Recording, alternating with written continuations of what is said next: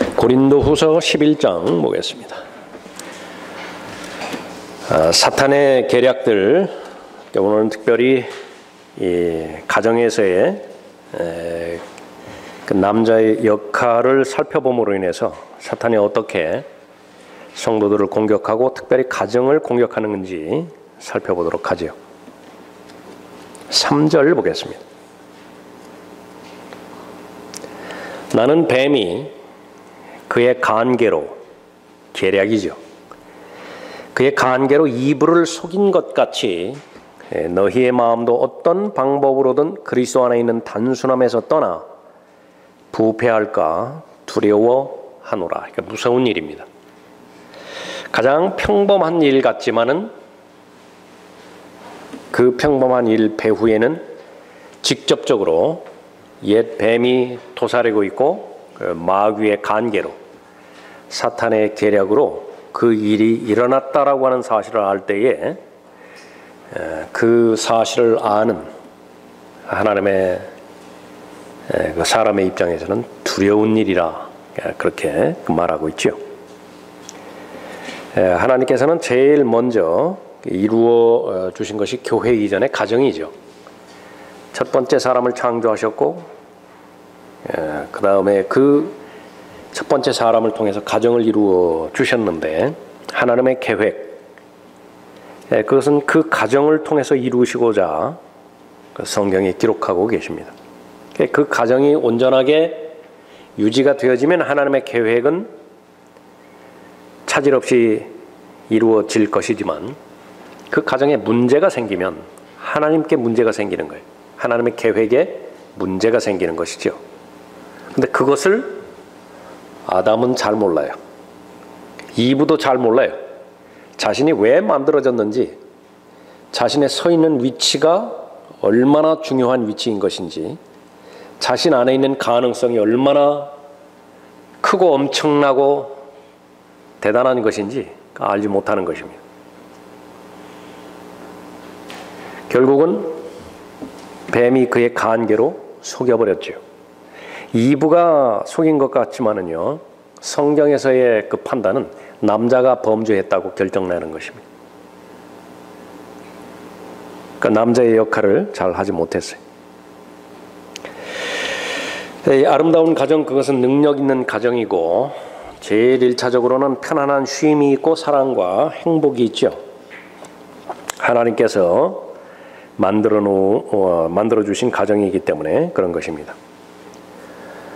이 가정을 통해서 가정 구성원들은 성장하지요. 삶을 살아갈 힘을 얻게 되는 것입니다. 성령으로 거듭난 하나님의 자녀들은 성령의 아름다운 열매를 맺어야 되는데 두 가지의 삶을 통해서 성령의 열매를 맺는 것이 가능합니다. 하나는 가정 생활이고요. 또 하나는 교회 생활입니다. 가정 생활이 엉망이다. 교회 생활이 엉망이다. 맺을 열매가 없는 것입니다. 근데 이 사실을 모르게 만들어버려요. 무서운 일이죠. 두려운 일이죠. 가정은 그렇게 해서 너무나 중요한 역할을 담당하고 있습니다. 오늘날 가정만큼 심각한 위협을 그렇게 받는 곳이 또 어디 있겠습니까?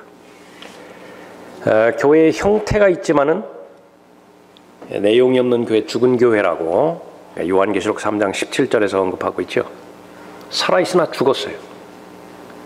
모양은 대단하죠. 가정이라고 예외는 아닙니다. 가정의 형태는 있지만 아무런 내용이 없어요. 역시 마찬가지로 하나님의 계획에서 멀어진 가정이죠.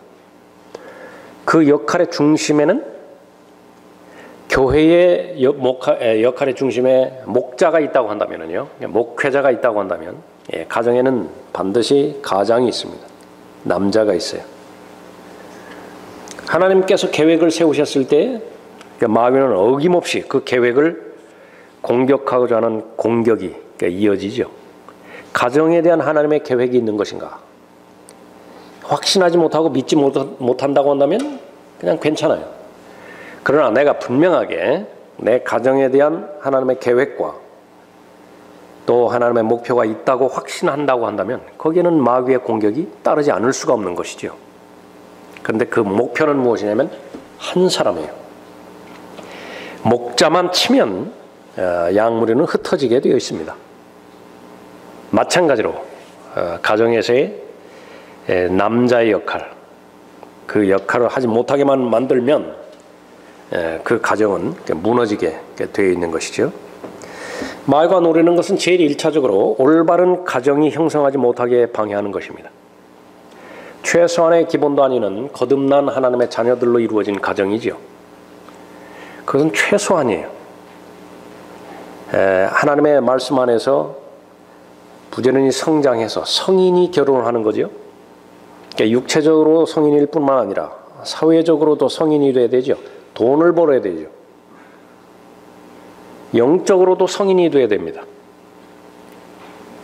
그런 상태에서 결혼을 해야 되는데 그 올바른 가정을 아예 형성하지 못하도록 처음부터 방해해버려요.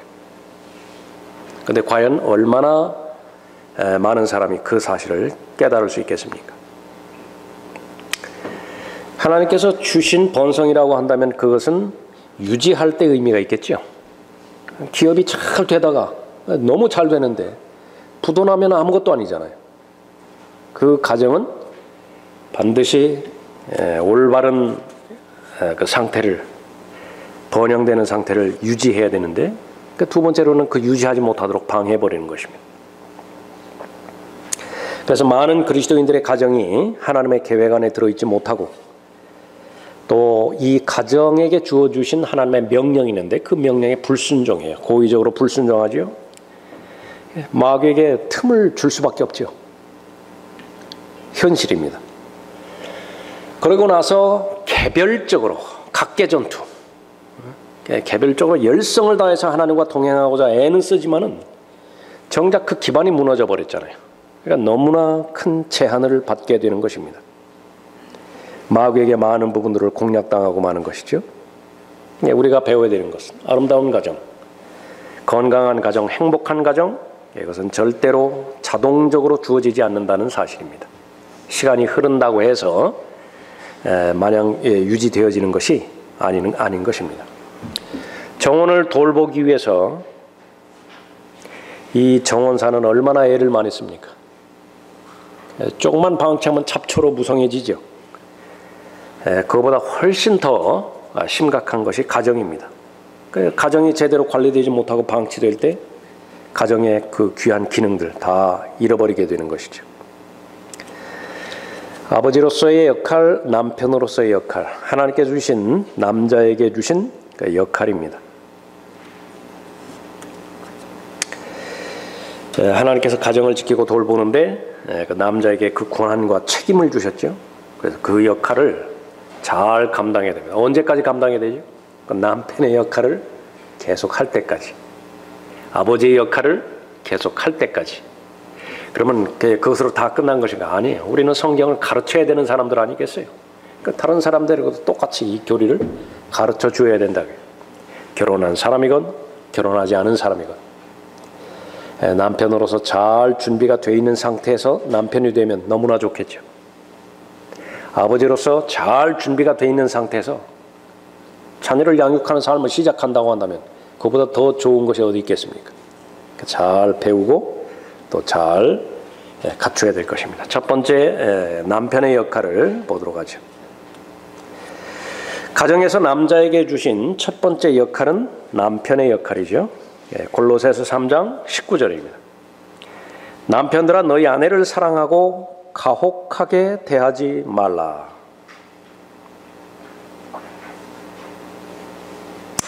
남편으로서의 첫 번째 의무, 그것은 아내를 사랑하는 것인데, 그러나 그 기준과 수준은 무엇이냐 하면 예수 그리스도께서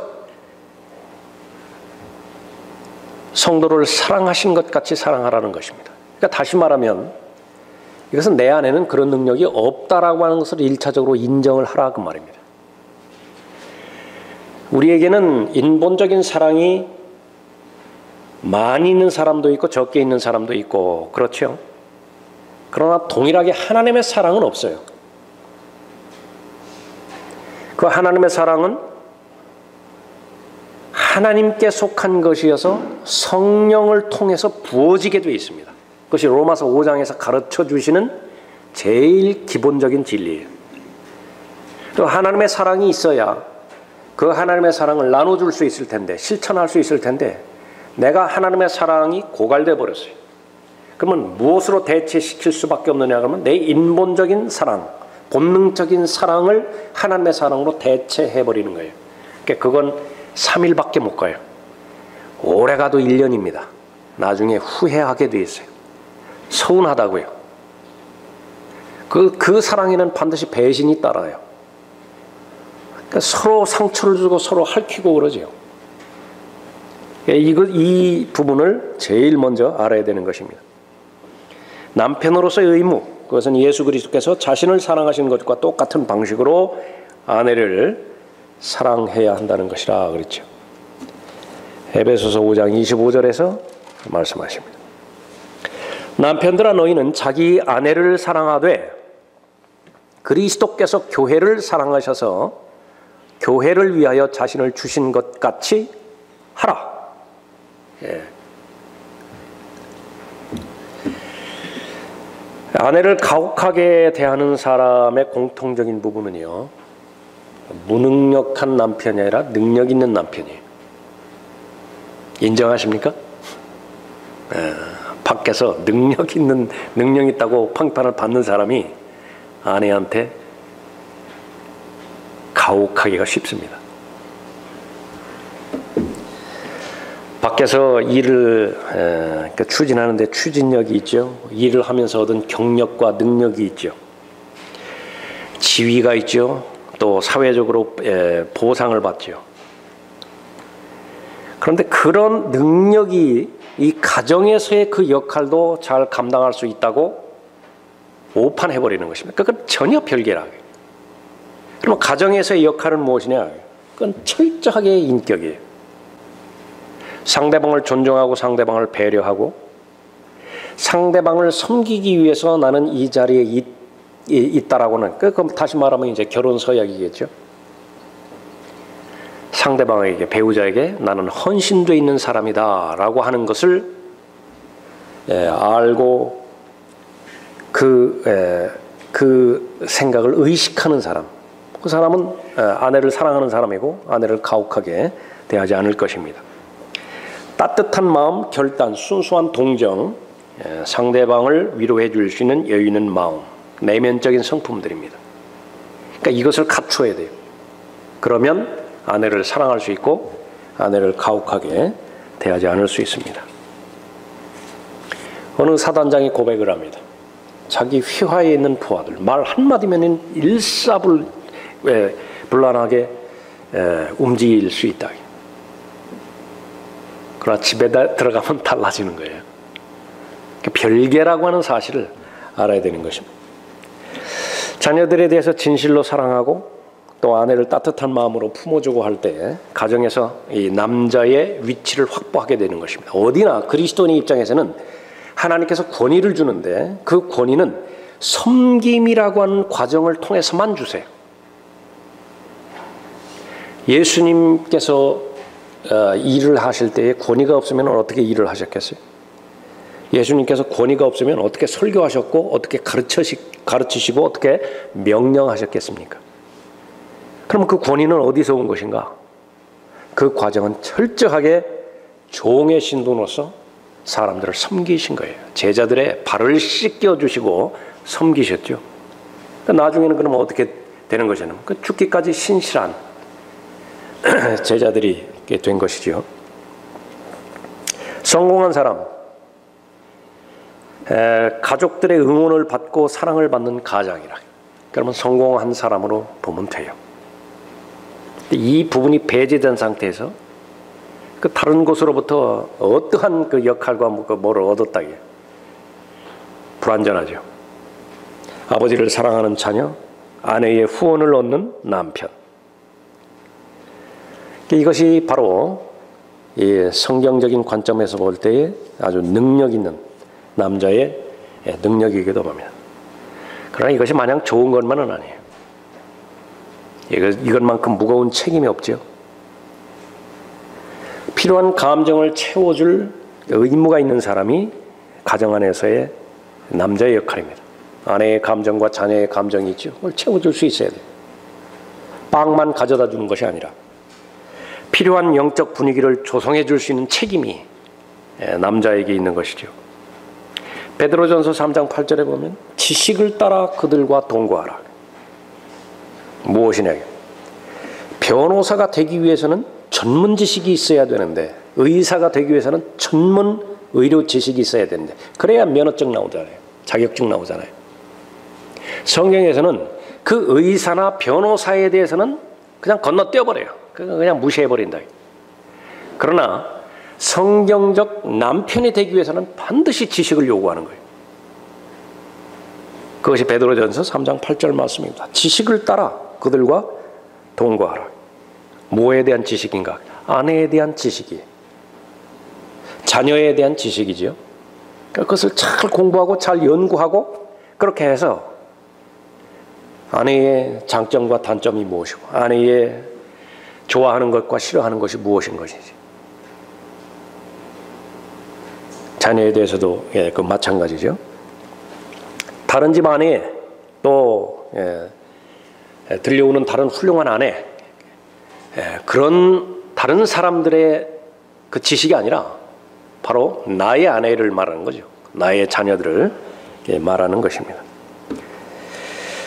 그 필요가 채워지지 않은 상태에서 내 기준을 맞춰놓고 그것을 필요를 채운다고 해서 그 필요가 채워지리라고 생각할 때에 많은 문제점들이 생기는 것입니다. 정작 자녀는 지금 돈을 필요로 하는 것이 아니에요. 근데 나는 그냥 돈만 주면 되는 것으로 안다. 그 문제가 다 해결된 것으로 알아요. 시간이 흐르면 그것이 갈등의 골이 더 깊어지겠죠. 훌륭한 남편, 아내를 위해 죽기까지 사랑하는 남편이라고 성경에서 언급하고 있습니다. 이것은 명령이고, 하나님의 명령이고 남편이 이행해야 될 의무입니다. 사랑은 생각만으로 이루어지지 않죠. 아내를 사랑하려면 어떻게 해야 되는 것이냐? 에베소서 5장 25절 그 다음에 나와 있는데, 그것은 깨끗한 삶이에요. 에베소 5장 26절에 이는 그가 교회를 말씀에 의한 물로 씻어 거룩하게 하시고 깨끗하게 하사 자기 앞에 영광스러운 교회로 나타내서 점이나 주름진 것이나 또는 그러한 것들이 없이 거룩하고 흠없게 하려 하심이니라.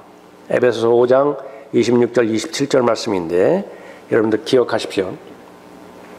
그리스도 안에서 다른 사람을 섬긴다라고 하는 것은, 다른 사람을 사랑한다라고 하는 것은 반드시 믿음의 대상인 예수 그리스도 앞에 잘 제시해 주는 것을 말하는 거예요. 예수 그리스도 앞에 내가 사랑하는 자녀를 잘 제시하는 것이 올바른 사랑이고, 예수 그리스도 앞에 내 사랑하는 배우자를 올바로 잘 제시하는 것이, 그것이 성경적 사랑이에요. 그분 앞에 칭찬받도록 도와야 된다. 그러기 위해서는 제일 1차적으로 말씀으로 섬겨야 됩니다. 말씀으로 구원받지 못했으면 사랑하는 대상이니까, 친구이니까 거듭나게 해줘야 되죠. 거듭났으면 동일한 그 하나님의 말씀으로 계속해서 거룩한 삶을 살아갈 수 있도록 도와야 되겠죠. 성장할 수 있도록, 열매 맺을 수 있도록 도와야 되겠죠. 근데 다른 것들은 다 해주는데 정작 예수 그리스도와의 관계에 대해서는 거의 무관한 상태로 방치한다. 그건 결국은 자기만족입니다. 성경에서는 그것을 하나님께 속한 사랑이라고 말씀하지 않는 것입니다. 그러면 이러한 사랑을 하기 위해서는 어떻게 해야 되는 것이냐? 자신이 거듭나야 되겠죠. 자신이 하나님의 말씀으로 거룩한 삶을 유지할 수 있어야 되겠죠. 자신의 삶이 거룩한 목표가 자신의 삶의 중심인 것을 확인할 수 있어야 되겠죠. 그러니까 그것이 제일 먼저입니다. 비행기 타고 가다가 무슨 사고 있으면 위에서 산소 마스크 떨어진다고 하는데, 자녀에게 먼저 마스크 씌우지 말고 본인이 먼저 하라고 하잖아요. 안내 멘트 나오잖아요. 똑같은 것이에요. 이 부분도. 아내를 사랑하면 남편은 우선 깨끗해야 하고 거룩해야 한다. 삶이 정결해야 되죠. 생각이 순수해야 되죠. 영적으로 거룩해야 되는 것입니다. 현실적으로 아내가 아닌 다른 여자가 눈에 들어오면 안 돼요. 마음에 들어와서도 안 되죠. 틈을 허용해서는 안 되는 것입니다. 그래서 성경적 사랑은 다시 한번 계속해서 확인하고 언급하지만 의지예요. 이건 의무입니다. 그러니까 거기서부터 출발하는 것이지 무슨 요즘 사람들이 말하는 것처럼 뭐 첫눈에 반한다든지 그렇게 뭐 감정적인 변화에 의해 가지고 그 결정하고 그러는 것이 절대로 아닙니다. 남자가 간음에 관한 죄를 범했을 때 동시에 아내를 사랑하라라고 하는 그 명령도 같이 범한 사실을 알아야 되는 것입니다. 아내를 사랑하는 남편, 아내를 돌보아야 되죠. 에베소 5장 29절에 사람마다 항상 자기 육신을 미워하지 않고 오히려 육성하고 아끼기를. 하나님 보시기에 그런 거예요. 본인을 끔찍히도 아낀다. 본인을 사랑하는 데 있어서는 명령하지 않아도 돼요. 내가 네 자신의 몸을 돌보라 그렇게 말했을 때 그런 구체적인 명령 주지 않아도 본능적으로 자신을 보호를 해요. 잘하는 거예요. 그러나 한 걸음 더 나아가서 육성하고 아끼기를 주께서 교회에게 하심같이 하나니 말씀하셨죠. 나만 몸인 것이 아니라 아내도 내 몸이라고 하나님께서 말씀해 주셨기 때문에 그렇게 받아들여야 되죠.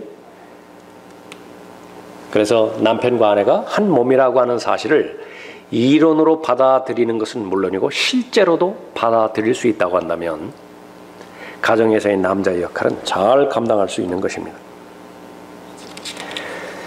이기적이 되어서는 안 되는 거죠. 자신의 건강 관리에 대해서는 뭐 좋다고 몸에 좋다고 한다면 다 합니다. 뭐 운동이다, 보양식이다, 뭐 병원이다, 약국이다. 근데 아내가 아프다. 그만큼 마음을 쏟는 것인가? 마음을 쏟으라는 것이지요.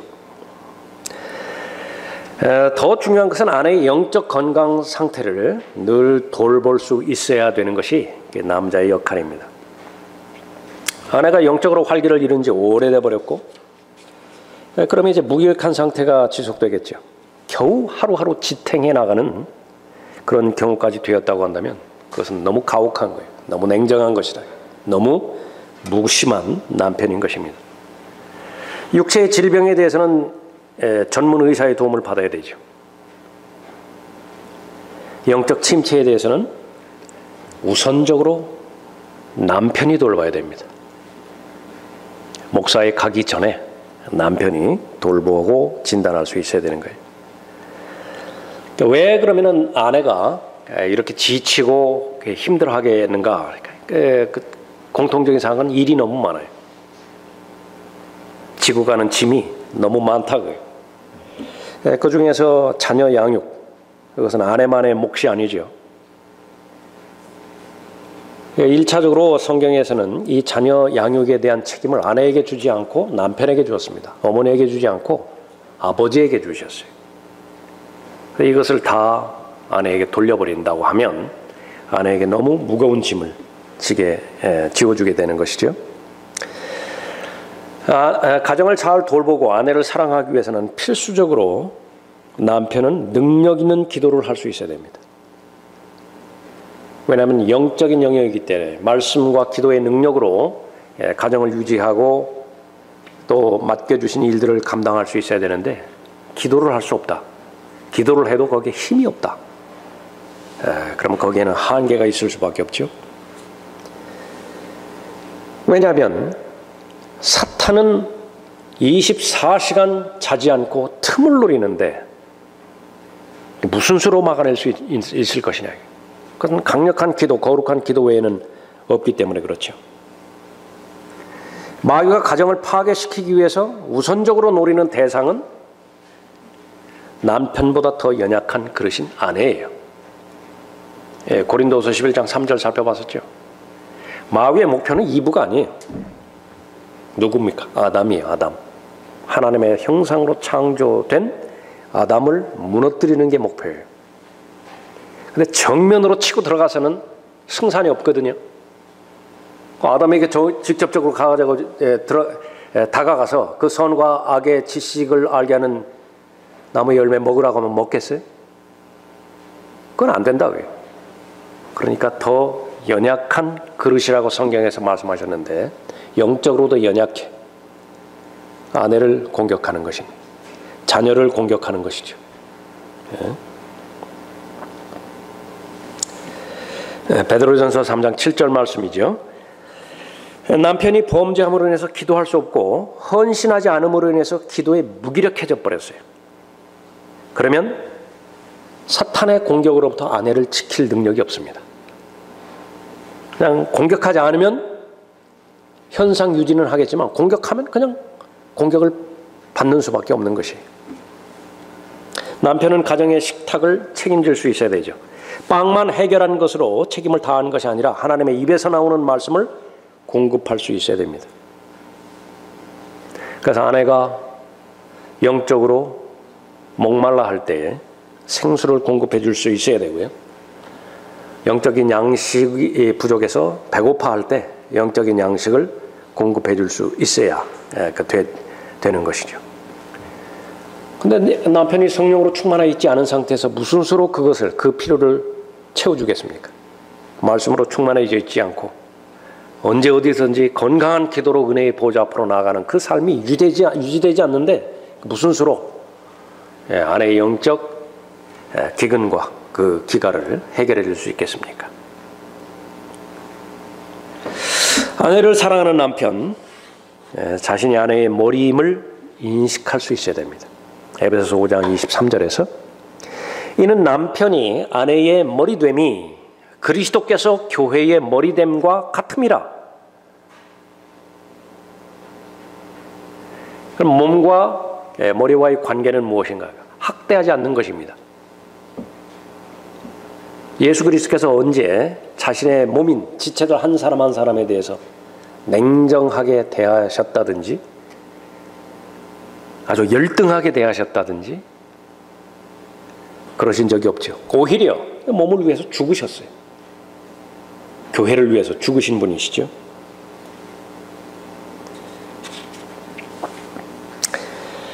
예수 그리스도는 자신의 몸인 교회를 함부로 하신 적이 없으십니다. 자신의 몸에 상처를 내지 않으시죠. 자신의 몸에 대해 폭군처럼 지배하지도 않으셨죠. 그러나 원하는 것은 하나 있습니다. 자신이 머리이기 때문에 순종하기를 원하세요. 그래야만 최상으로 이 몸의 지체들이 유지될 수 있기 때문에 그런 것이죠. 자, 가정의 모든 결정, 이것은 남편이 하라고 명령하셨어요. 모든 결정 남편이 하라. 그래야 사탄이 틈을 찾지 못하는 것이고 그 가정은 건강하게 유지될 수 있는 것입니다. 그러면 남편이 결정을 내릴 때에 제일 좋은 방법은 무엇이냐 그러면 철저하게 아내의 의견을 수렴하는 것입니다. 남편이 아내의 말을 들을 때가 있어요. 남편이 아내의 말을 듣지 말아야 될 때가 있습니다. 성경에는 많은 예들이 거기 있어요. 아담은 아내의 말을 절대로 들어서는 안 됐어요. 그러나 아내의 말을 들었어야 되는 사람도 있죠. 필라도는 아내의 말을 들었어야 됐다고요. 그러니까 언제 그렇게 되는 것인가? 아내가 성경적으로 제안을 할 때 그 제안된 그 결과 더욱더 그리스도의 몸을 세우게 되고 더욱더 하나님과의 교제가 더 밀착되어지고 더욱더 하나님께 헌신되어질 것이라고 예상이 되잖아요. 그러면 듣는 거예요. 근데 그럴듯한 제안이라 하더라도 그렇게 결론을 내렸을 때에 이것은 마귀만 좋아하는 꼴을 만들어버린다. 그러면 안 듣는 거예요. 그 최소한의 분별력이 있어야 되겠죠. 영적인 모든 결정 반드시 남편이 해야 됩니다. 그 결정에 앞서서 남편은 아내의 의견을 충분히 고려해야 되죠. 세상에서 말하는 것처럼 남편과 아내의 권리, 그것은 50대 50이 절대로 아니에요.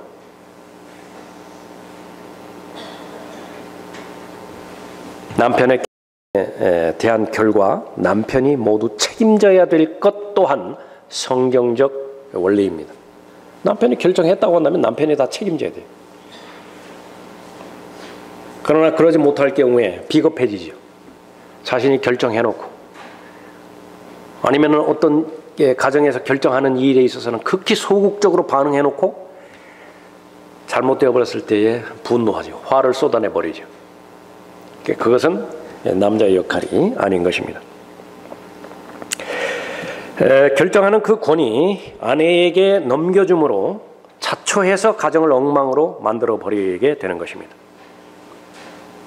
우리 가정에서는 모든 것을 남편이 결정합니다. 좋은 일입니다.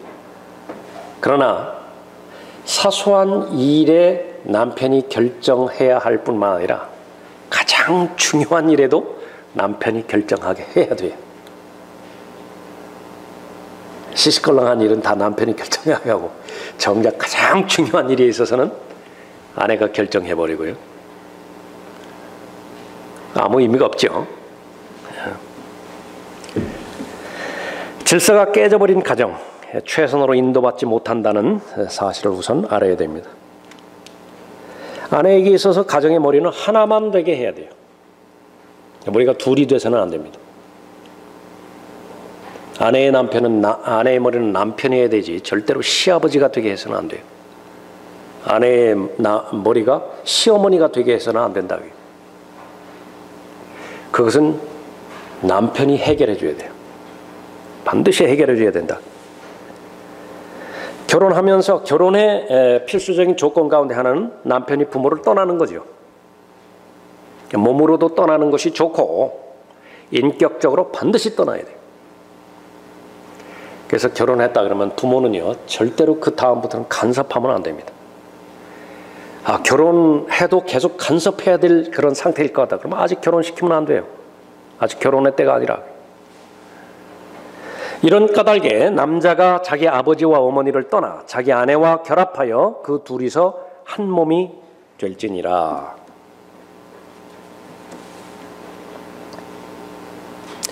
아내가 남편의 결정에만 따르게 해줄 때에 그 가정은 하나님의 인도함을 받을 수 있도록 하나님의 인도함을 받을 수 있는 것이죠.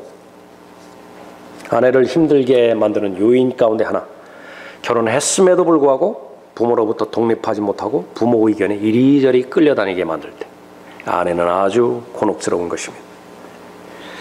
아내를 사랑하는 남편, 아내로 남편을 돕게 해줘야 돼요. 아내는 남편을 도와야 되는데 무엇을 도울 것인가? 그것은 전적으로 남편에게 달려 있습니다. 남편이 직장 생활을 하면 그냥 그 부분에 해당되지는 도움만 주면 됩니다. 밥하고요, 빨래하고요, 가정관리 잘하고. 둘이 벌이를 한다. 둘이 서로 도와야 되죠. 남편은 빵을 위해서 일을 해야 되는 것은 필수이지만은 그러나 하나님께서는 영적인 일도 맡겨주셨잖아요. 남편이 구령하는 구령자입니까? 도와야 돼요. 기도로 도울 수 있겠죠. 남편이 교회에서 역할을 하고 있나요? 도와야 돼요. 기도를 하는 것은 분명한 사실이고 그것을 잘 할 수 있도록 나름대로 의견도 제시하고 함께 기도하고 또 함께 마음을 같이 쓰고 돕는 것이죠. 남편이 교회 사역을 담당한다고 한다면 아내가 기도로 도울 수 있다. 남편이 무엇을 하느냐에 따라, 남편이 하나님을 얼마만큼 섬기느냐에 따라 아내가 도울 영역은 결정된다. 성경에서의 권면은 무엇입니까? 많은 영역 돕게 하라. 적극적으로 돕게 하라. 왜 그런 것이냐? 유능한 남편이 되어서 아내로 하여금 상속을 많이 받게 해주라. 아내도 상속을 받아야 될 거 아니겠어요? 근데 아내가 받는 상속은 많은 부분 남편에게 결정이 됩니다. 남편이 상속을 많이 받는다. 그럼 아내도 많이 받게 되는 것입니다. 베드로전서 3장 7절에서 이와 같이 너희 남편들아 아내들을 더 연약한 그릇으로서 또 생명의 은혜를 함께 상속받을 자로서 귀히 여기되 지식을 따라 그들과 동거하라. 이는 너희의 기도가 막히지 않게 하려 함이니라. 아내를 사랑하는 남편은 아내를 가혹하게 대해서는 안 되죠. 골로새서 3장 19절에서 말씀하셨습니다. 아담에게 돕는 자, 아내를 주실 때 동물에게서 찾지 않으셨다는 사실이 바로 이 부분을 입증하는 것입니다. 성경을 모르는 민족들, 보통 미개한 민족이라고 그랬죠.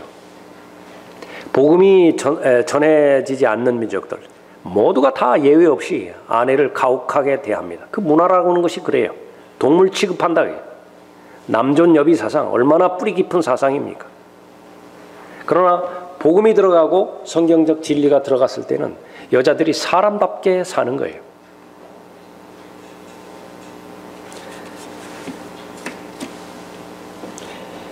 가정에서 남자의 역할, 성경적인 이 원리와 성경적 교리에서 벗어나서 특히 한국 사람을 어렵게 만드는 것이 유교적 가부장적 제도예요. 이것을 성경적 남자의 권리와 혼동을 해버렸기 때문에 아주 엉망진창이 되어버리는 것입니다. 유교적 가부장적인 그 위치에서의 남자의 역할, 그것은 성경과 아무 상관이 없어요. 근데 겉모습이 비슷하기 때문에 혼용시켜버렸기 때문에 그런 것입니다. 그래서 가정에 들어가면 남자는 무조건 아내에 대해서 하대해야 되고 또 이렇게 아무렇게나 대해야 되고 아내는 무조건 용납해야 되고 잘 견뎌야 되고 또 무조건 참아내야 된다고 그렇게 생각한다고 한다면 그건 적어도 그 사람은 성경을 모르는 사람이다. 아내는 무쇠가 아닙니다. 더 오히려 성경에서는 더 연약한 그릇이라 언급하고 있죠. 자신에게 가까운 사람 또 소중한 사람에게 소홀히 대하기가 쉽죠. 다른 사람에게는 아주 잘 대해주는데 다정다감하게 그렇게 하지만은 정작 가장 친절하게 대해야 될 가장 가까운 사람, 아내와 자녀들이 무정하게 대하고 무뚝뚝하게 대하고 심지어 더 나아가서 가혹하게 대하기가 쉽습니다. 성경은 전혀 그렇게 하지 말라는 거예요. 내 몸같이 사랑하라고 말씀하는 것이죠. 아내와 함께 하는 시간을 확보하는 것, 또 대화할 내용을 준비함으로 아내를 섬기는 것, 그것은 진정으로 잘 섬기는 역할이죠. 개그맨이라고 하는 사람들은 사람들을 즐겁게 하기 위해서 얼마나 많은 준비를 하나요? 얼마나 많이 노력하고 얼마나 많이 애를 쓰나요?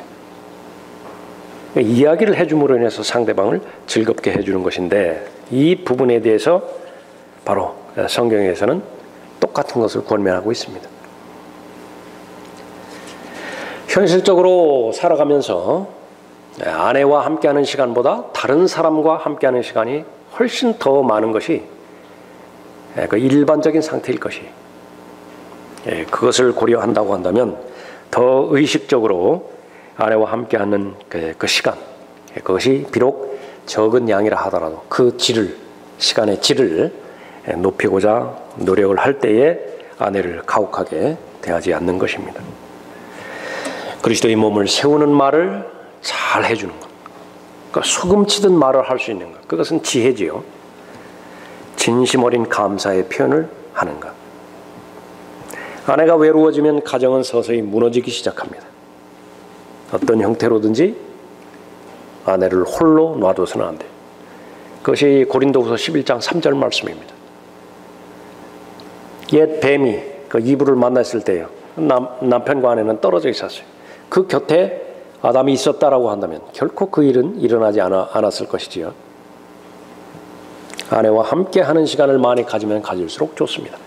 여러분이 아내와 함께 경배하고 있습니까? 하나님 앞에 감사하십시오. 그리고 유지하십시오. 아내와 함께 기도하는 시간을 가질 수 있습니까? 네, 그것은 아주 탁월한 시간을 갖는 것입니다. 지속적으로 같이 가질 수 있도록 또 하나님 앞에 간구하십시오. 함께 구령할 수 있습니까? 진실로 아내를 사랑하는 것입니다. 그것이 바로 아내가 남편에게 가장 원하는 것이기도 합니다. 그럴 때에 아내는 가장 건강하고 가장 안전하고 하나님께서 그 가정에게 내려주신 그 역할을 잘 감당하는 것입니다. 자, 지금까지 오늘 이 시간에는 남편의 역할에 대해서 살펴봤고요. 또 하나 주신 나머지 역할은 아버지의 역할이죠. 또 중요한 역할입니다.